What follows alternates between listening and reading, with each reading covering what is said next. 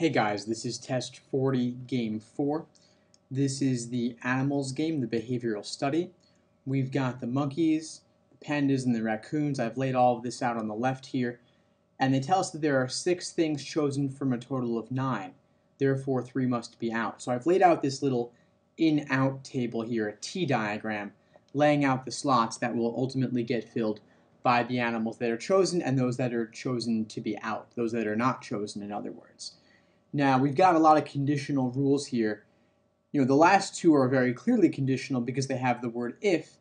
The other rules are not so clearly conditional, although they are. I mean, when they say F and H are not both selected, we can take that to mean if F is in, then H is out, and if H is in, then F is out. So this is an in-out game. It's a particular type of grouping game. So F is in, then H is out, H is in, then F is out. Next, they tell us N and T are not both selected, but we don't have those on our diagram right now.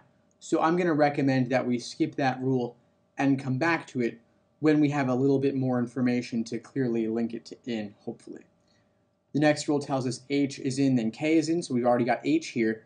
We can automatically link H from before to the new variable K.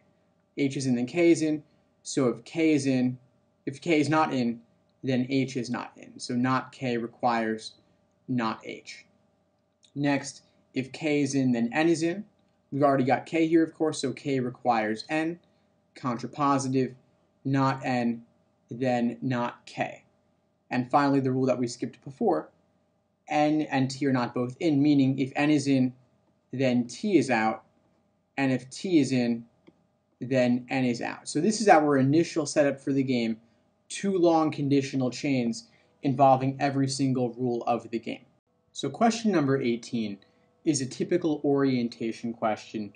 We just want to take one rule or inference at a time and apply that rule or inference to all 5 choices looking for violations.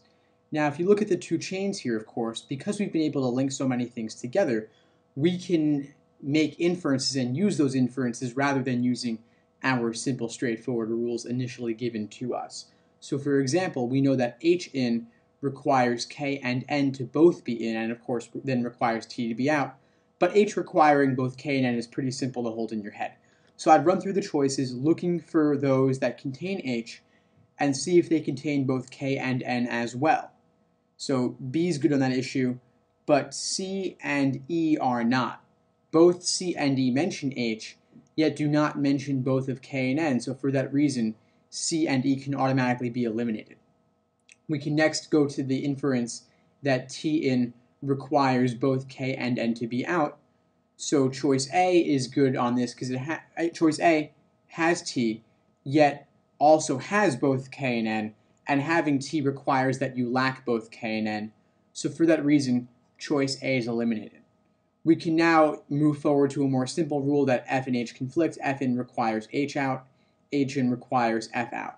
So looking at this, the remaining choices B and D, we see that choice B contains both H and F, unacceptable, so for that reason B is gone, and D is our answer for number 18.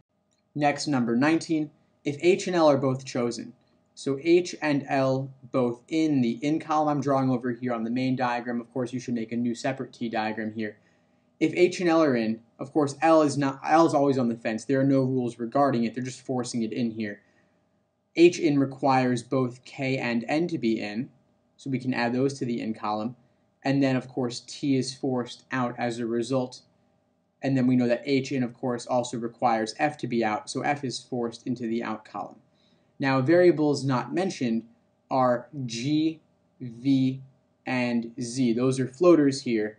We don't know where they're going. 2 of them will be in, 1 of them will be out. We don't know which ones, though. So they're asking us, in general, what could be true? Could we have F? No, of course. F is out, so A is gone. Could we have T? No, T is out, so that's gone.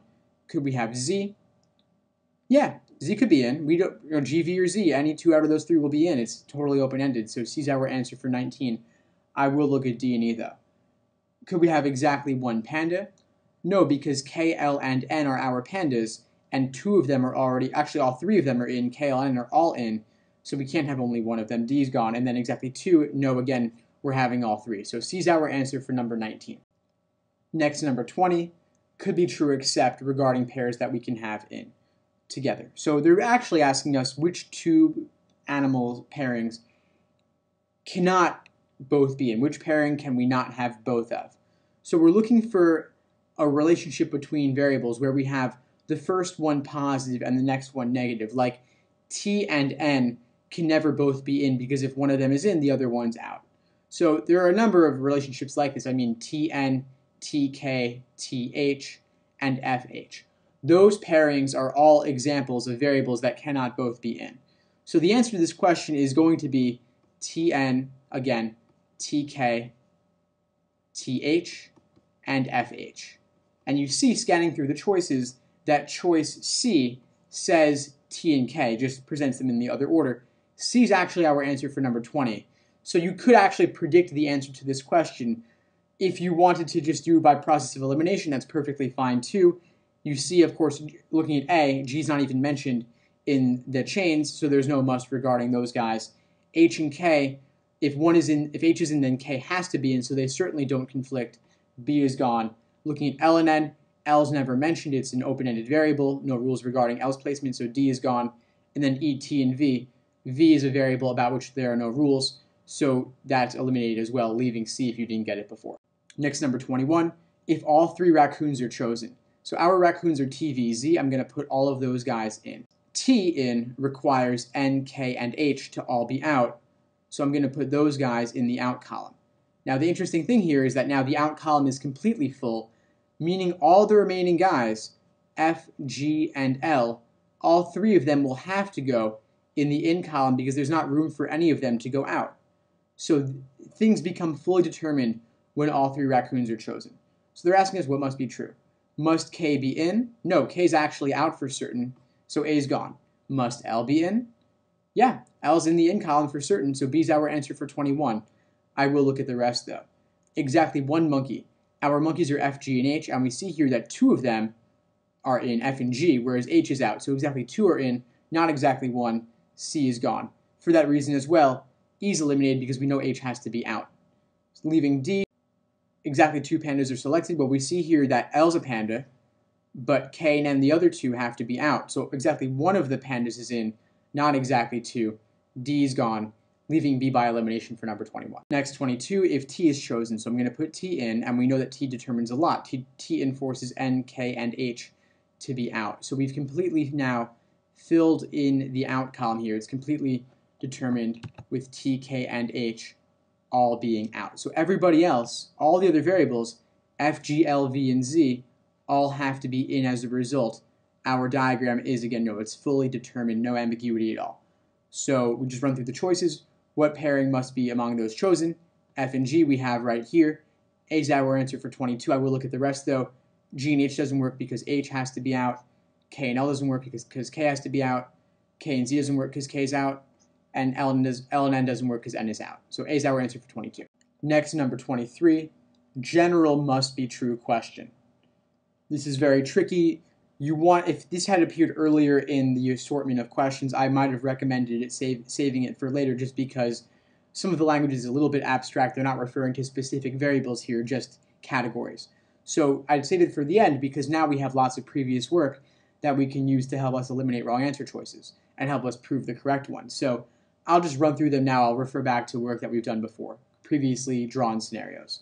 So must we have at most two of each kind of animal? We saw in number 19's diagram that we had all of K, L, and N. Additionally, both 21 and 22 had all three raccoons. Even the question stem of 21 says if all three raccoons are selected, and we know we were able to make a valid diagram as a result of that question stem, so it is possible to have more than two from a particular category. We could have all three of the raccoons, and number 19 tells us that we could have all three of the pandas. Of course, we would not have all three of the monkeys because F and H conflict, and they're both within the monkey category. So A is gone. B, at least one of each kind of animal. Well, we know that F and H conflict, and they're both from the monkey category, so we're always losing at least one of F or H at all times, period. At least one of those two variables, both of which are in the monkeys category. So if B was not the case, if it was possible to lack a category entirely, the category we would lack would have to be monkeys, because we already have occupied one of the 3 out slots with a monkey. So let's suppose we lacked all of F, G, and H. If all those guys were out, we'd have to have K, L, N, T, V, Z, all of those guys in. Now, we run into a problem with this because there are conflicts in here. We know that T conflicts with both N and K, so we can't have T and then have N and K as well, all in the in column, because T conflicts with those guys. So for that reason, it would be impossible to lack all 3 of the monkeys. And so for that reason, B is our answer. We must have at least one variable from each of the categories: monkeys, pandas, raccoons. So B is our answer. I will look at the rest though. C says, must we have at least 2 pandas? No, because in previous scenarios from both 21 and 22, it was possible to have only L from the pandas category and have both K and N out. So for that reason, C is not a must, it's eliminated. Looking at D, exactly 2 monkeys. No, because back in number 19's diagram, it would have been possible to have both G and H in and have F out, or we could have had H in and then lack both G and F. So because it was possible for both G and F to be out, we don't need to have exactly 2 monkeys. D's gone.